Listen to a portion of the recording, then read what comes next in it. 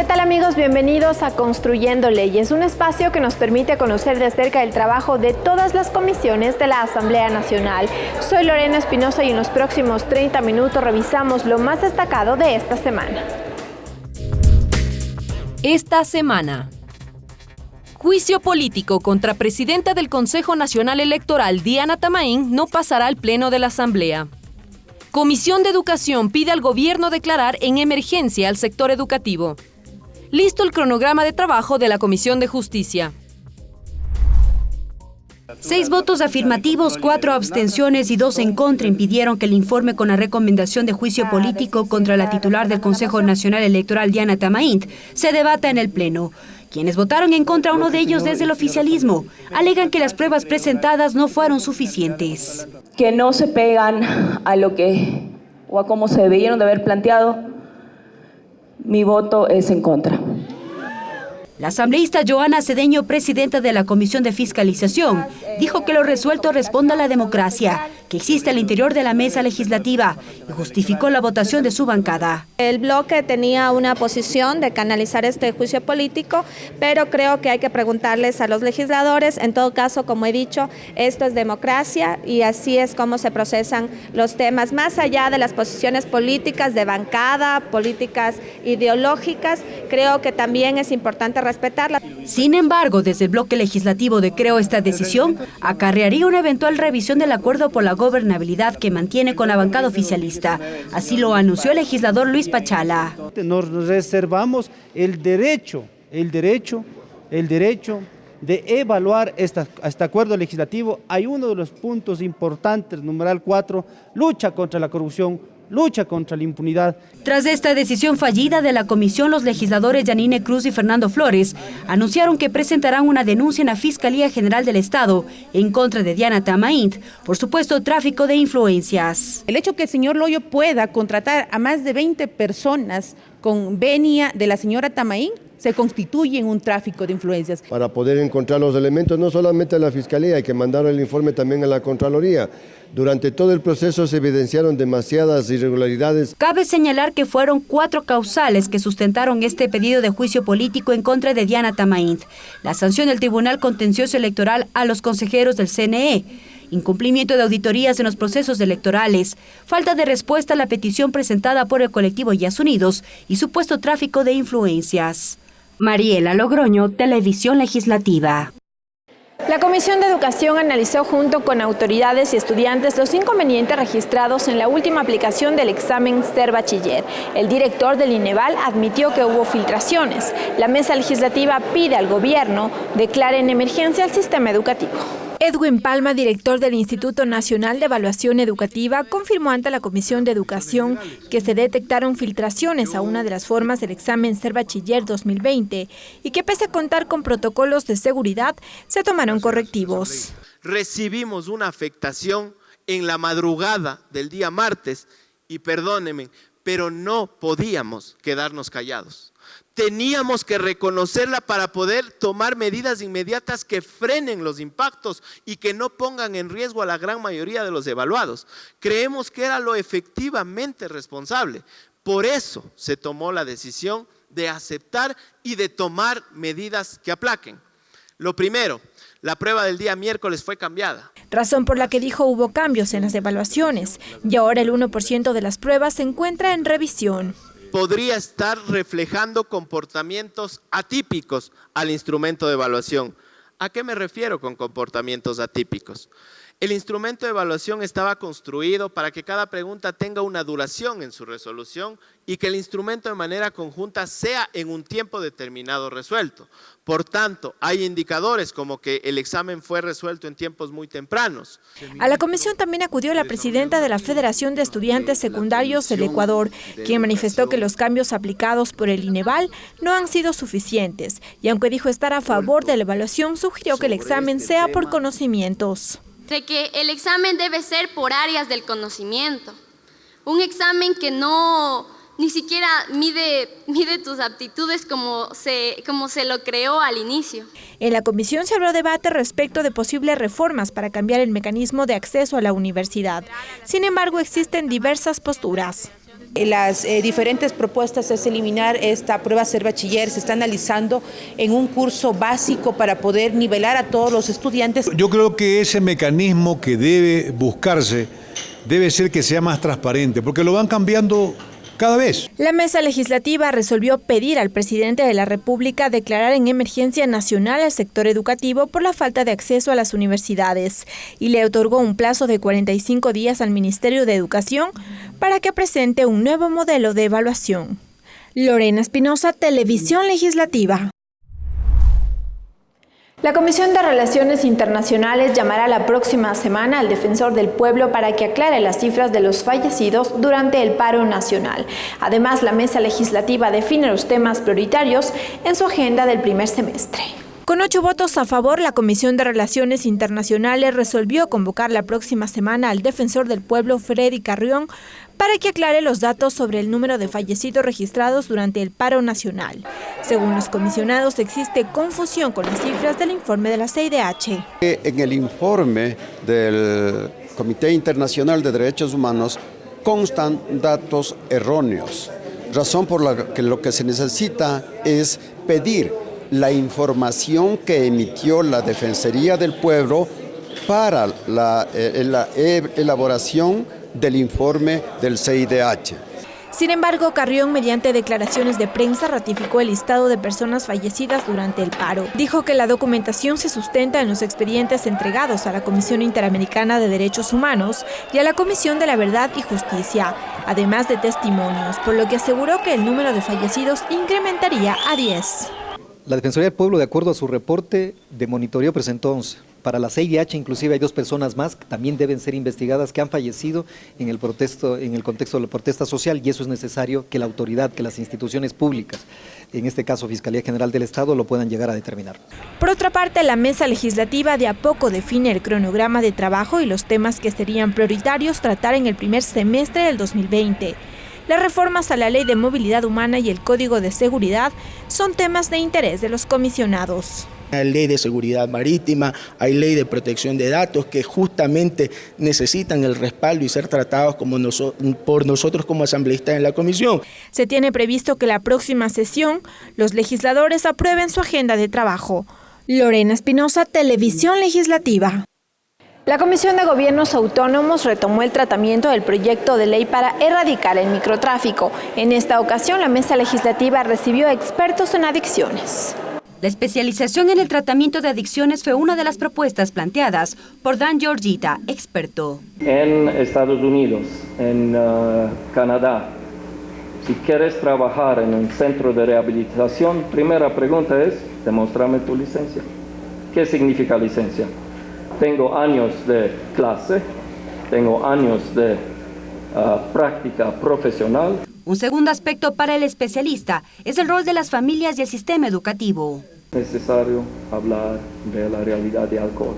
Muchas veces cuando estoy hablando con familias, Alicia, la directora de Fundación Casa Victoria, invitamos muchas veces familias de San Roque, dándole herramientas para conocer cómo un padre puede hablar y ayudar a su hijo. También entregó sus aportes al proyecto de ley de erradicación del microtráfico Gustavo Valencia, representante del Centro para el Tratamiento de Adicciones 12 Pasos. Habló de las facilidades de los jóvenes para adquirir alcohol y otras sustancias. Allí planteó competencias para los gobiernos autónomos. Deberíamos pensar que allí debe atacar y debe haber algún tipo de ordenanza, algún tipo de sanción para quienes venden a los menores de edad. No existe control. Al tendero, a los dueños de las tiendas les interesa simplemente el rédito económico. Además, cuestionó la falta de centros de rehabilitación para adicciones.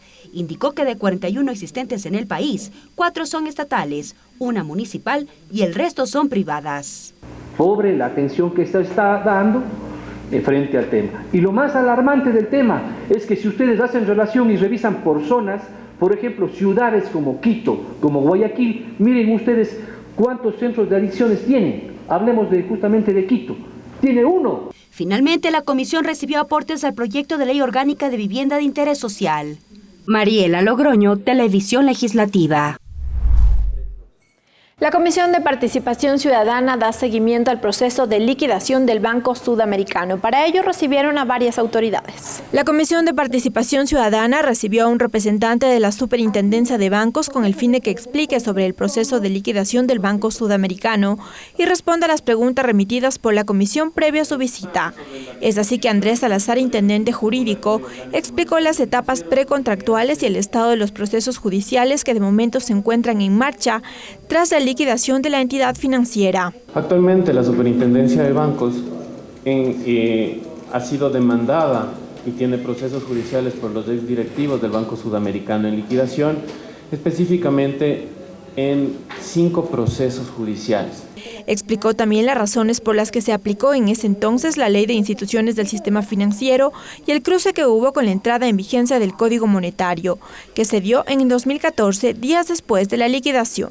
Ahí se encuentra una copia de la resolución 720-2014 que en su parte pertinente, en su parte final, declara la liquidación forzosa del Banco Sudamericano S.A. por haberse configurado la causal prevista en el numeral 2 del artículo 148 de la Ley General de Instituciones del Sistema Financiero, en cuya virtud el Superintendente de Bancos y Seguros o el liquidador en su caso darán cumplimiento a todas las disposiciones legales y normativas generales derivadas e inherentes a la presente resolución. Sin embargo, según el presidente de la comisión, Raúl Tello, en la respuesta se evidenciaron irregularidades en cuanto a la aplicación de la ley, como el proceso y tiempo de liquidación. En el momento del cierre del banco se lo hace con la aplicación de la Ley General del Sistema Financiero, pero posteriormente en determinadas decisiones se aplica la Ley Orgánica Monetaria y Financiera.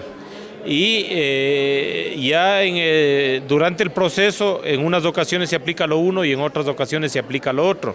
Por otra parte, no se nos ha entregado información al respecto de los honorarios percibidos por los liquidadores, lo que nos parece muy raro. Por ello, la mesa resolvió otorgar 15 días tanto al liquidador como a la Superintendencia de Bancos para que presenten la información completa. Caso contrario, anunciaron que arrancarán con un proceso de juicio político en contra de la titular de la Superintendencia. Lorena Espinosa, Televisión Legislativa. Médicos y enfermeras de distintas casas de salud pidieron a la Comisión de los Derechos de los Trabajadores que revise la situación de los hospitales del país. Los galenos expusieron su malestar por la falta de equipos y por una supuesta vulneración de derechos laborales. La Comisión de los Derechos de los Trabajadores de la Asamblea Nacional recibió a un grupo de médicos del país que expusieron la situación de varias casas de salud del Ecuador. Liliana Verduga es médico del Hospital de Chone en la provincia de Manabí. Criticó la ausencia de la ministra del ramo, Catalina Andramuño. Sostuvo que desde hace varios años sus remuneraciones no han sido revisadas. O sea, $500 y pico para profesionales que son de cuarto nivel no me parece. O sea, es un insulto y es una ofensa que tengamos 12 años con ese sueldo. El doctor Francisco Yepes, neurocirujano del Hospital del Seguro Social de la ciudad de Riobamba, expuso la situación del sistema de salud del país. También lamentó la ausencia de la ministra Andramuño. Estamos de este rato con un grave déficit de profesionales, en lo que sé en la Tacunga, en Riobamba, en Quito. ¿Sí? No se están dando plazas de trabajo nuevas y se está despidiendo a profesionales, a especialistas. Entonces ya se podrán imaginar cuál es la tónica a nivel del sistema de salud a los pacientes. Hay pacientes que yo tengo que esperan 6 meses, 1 año para ser atendidos. La Federación Médica de Pichincha, por su parte, también expuso la problemática sobre la modalidad de contratación de médicos en el Ecuador. La norma manifiesta que esos contratos, si bien es cierto, después de un análisis técnico se los puede renovar, pero ya no con el profesional que está en este momento. Existen más de 2.000 profesionales de la salud que tienen ese problema. La Federación de Médicos de Pichincha pidió a la Comisión de los Derechos de los Trabajadores que interceda ante el Ministerio de Trabajo, Finanzas y Salud para la renovación de los contratos de los galenos. La mesa no descarta una nueva jornada de comparecencias para escuchar a las autoridades del Ministerio de Salud. Ricardo Bravo, Televisión Legislativa.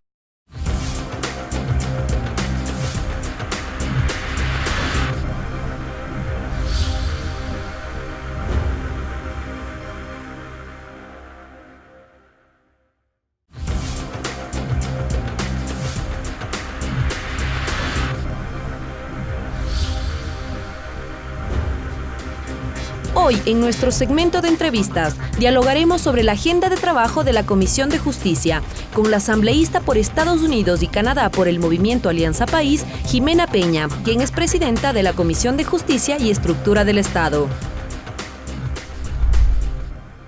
Seguimos con más de Construyendo Leyes y ahora les comentamos que la Comisión de Justicia ya tiene definida su agenda de trabajo para este primer semestre del 2020. Para ello ya me acompaña la presidenta de esta mesa legislativa, la asambleísta Jimena Peña. Gracias por el espacio, asambleísta. Coméntanos un poco cuáles son los temas en los que se concentrará esta comisión en estos primeros 6 meses.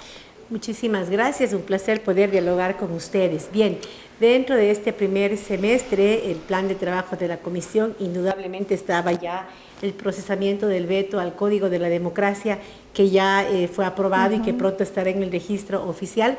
También tenemos en segundo debate un informe de la reforma a la Ley Orgánica de la Función Legislativa, que será ya tratado en el Pleno probablemente la siguiente semana, y también eso se convertirá en una de las prioridades de la comisión. Probablemente después podría venir un veto, que también tendrá obviamente la prioridad, además que tenemos que cumplir con los plazos que establece la ley. ¿Cuáles son los temas críticos o los principales cambios que están en este informe para segundo debate?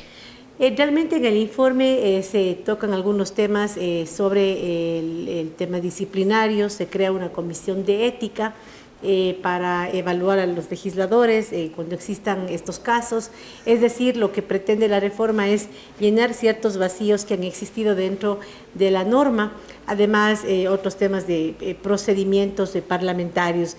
Sin embargo, creemos que esto va a ser obviamente mucho más abierto.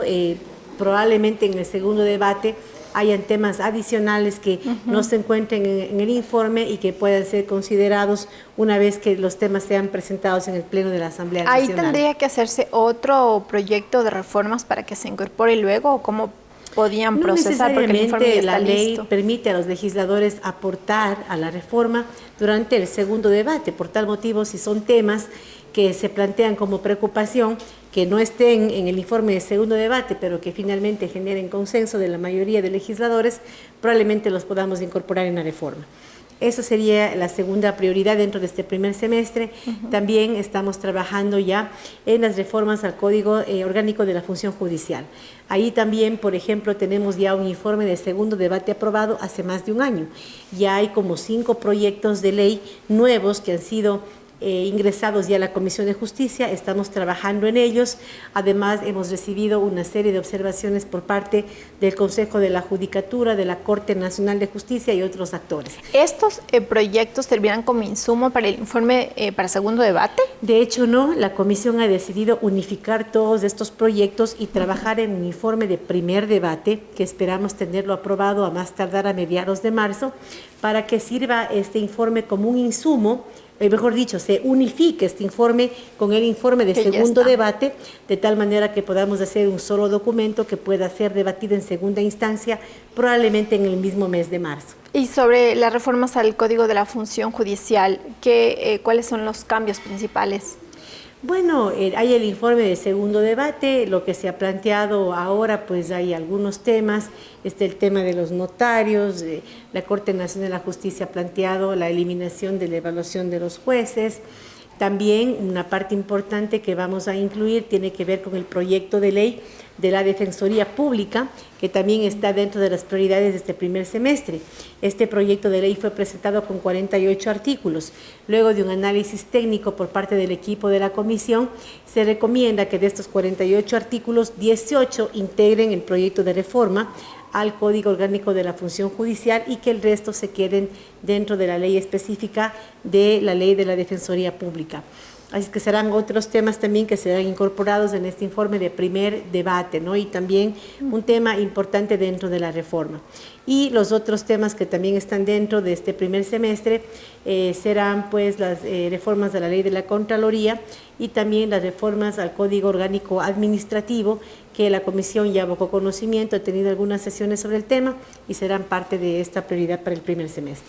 Ahora, ¿han tenido acercamiento con el Ejecutivo respecto de los vetos? Por ejemplo, Se me ocurren ahorita los proyectos de la ley de la función legislativa y también de la Defensoría del Pueblo, que fueron vetados años atrás, casi en su mayoría, y no se dio paso. El tema tuvo que esperar algún tiempo para que se vuelva a tratar, y ahora retoman este tema con algunos aspectos que ya se debatieron. Sí, mire, el tema del rol del colegislador de poder vetar el proyecto de ley, obviamente siempre va a ser un tema de preocupación en la construcción de la norma. Sin embargo, haremos el esfuerzo para que el Ejecutivo pueda también tener una presencia dentro del procesamiento, con el fin ya de ir conociendo cuáles podrían ser los temas de preocupación para tratar de superarlos incluso antes de que se apruebe la reforma.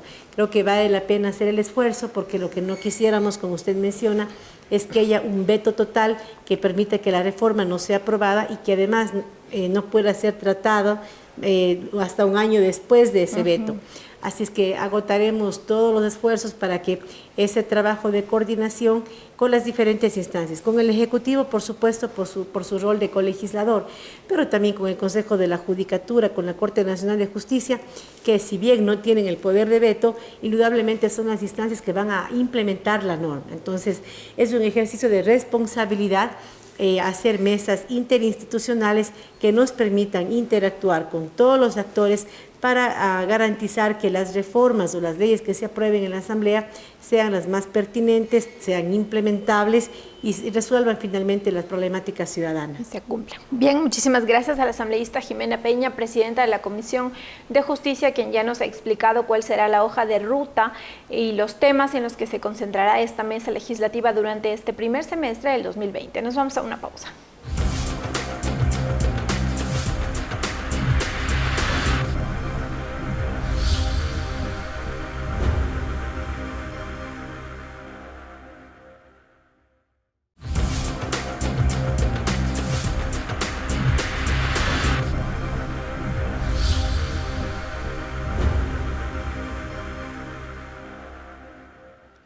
Seguimos con más de Construyendo Leyes y ahora revisamos el trabajo de las comisiones ocasionales. La Comisión de Jubilados da seguimiento al pago pendiente que tiene el IES con los jubilados del sector cementero. La mesa legislativa dio un plazo al instituto para que cancele los haberes. Caso contrario, dijo, no descarta el inicio de un juicio político. Ángel Loja, director general del Instituto de Seguridad Social, indicó que hace 8 meses se empezó a trabajar en el reglamento de la Ley de Jubilación Especial de los Trabajadores de la Industria Cementera, que fue expedida en el 2017. Según dijo, el tema superó el primer debate y en febrero estaría aprobado. De ahí la demora de los pagos a los jubilados del sector.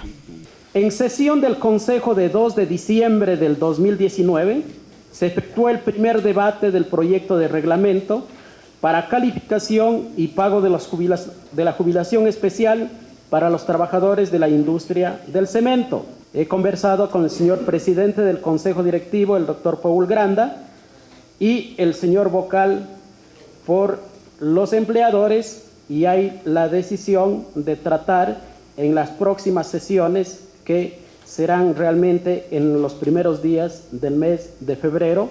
Anuncio que causó indignación en la comisión ocasional, pues los legisladores cuestionaron la demora y con ello la falta de pago y afectación a jubilados del sector cementero, a quienes se les adeuda $14 millones. Y seguimos esperando una aprobación de un reglamento para que se haga efectiva una ley. ¿Cómo puede ser posible que 2 personas no se puedan reunir para aprobar un reglamento y se les tenga a los trabajadores del cemento esperando esa ejecución? Pero si es necesario, pues, que ya el Consejo Directivo que pueda sesionar una ley que fue en el 2017 hecha y que tiene que ver un reglamento, ha pasado 3 años.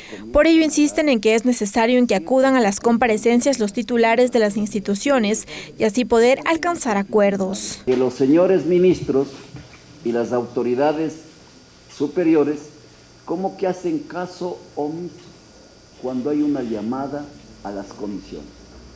Y esto no solamente pasa en esta comisión, pasa también en las otras comisiones.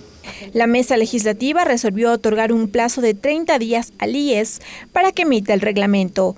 Caso contrario, anunciaron que llamarán al Pleno al presidente del directorio del IES y no descartan también el inicio de un juicio político.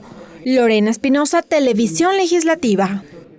La Comisión Ocasional de Tránsito tiene previsto aprobar el informe para segundo debate de las reformas a la ley en esta materia hasta la segunda semana de febrero. Uno de los cambios propuestos es que los choferes profesionales cuenten con título de bachiller. La Comisión Ocasional de Tránsito analiza el articulado que hasta el momento alcanza el 90% de las reformas a la ley de tránsito. El legislador Marcelo Simbaña dice que la educación y prevención son los ejes transversales de esta normativa. Entonces, como hemos dicho en repetidas ocasiones, el eje transversal de esta reforma siempre tiene que ser la educación y la capacitación, porque los graves males de la sociedad siempre se van a subsanar con una adecuada educación para la población. Por ello, uno de los puntos a reformar es sobre las licencias. Fafo Gavilanes, presidente de la comisión, explica cuáles serán los requisitos para tener este documento. Entonces, hacemos el siguiente ejercicio. Usted saca la licencia tipo C, han transcurrido 2 años, hace un curso y puede sacar la licencia tipo D. Transcurren 2 años más y puede sacar la licencia tipo E. ¿Qué garantizamos con esto? De que sea una verdadera carrera de chofer o de conductor profesional. Además, incorpora el sistema de pronto pago, donde se propone una exoneración del 50% de la multa a quien la cancele durante los primeros días desde la notificación. Al respecto se pronuncia Marcelo Simbaña. Que las personas que cancelen antes del 20 días notificados la multa, la sanción, pueden acceder al 50% de descuento en pronto pago. Hay también la propuesta de que si un siniestro de tránsito afecta a un bien público, la persona que lo cometió debe cancelar, pero en la reforma se plantea que la institución debe usar ese dinero para reponer el bien público. Sobre esto se refirió Freddy Alarcón. Me cobran el poste, pero ¿quién me garantiza que el poste fue colocado? Entonces a eso es que vamos, ¿no es cierto? Que se garantice y que el juez pertinente garantice la reposición de ese bien que fue afectado, de una baranda, de un poste, de cualquier bien que haya en la vía pública. Estas son algunas de las propuestas dentro del proyecto de reformas a la Ley de Transporte Terrestre, Tránsito y Seguridad Vial, además de solicitar a los choferes profesionales, entre todos los requisitos para este cargo, el título de bachiller. Tatiana Sonnenholzner, Televisión Legislativa. Bien, y así concluimos esta emisión, amigos, pero recuerden que ustedes pueden seguir de cerca el trabajo de todas las comisiones a través de sus cuentas de Twitter. Hasta la próxima.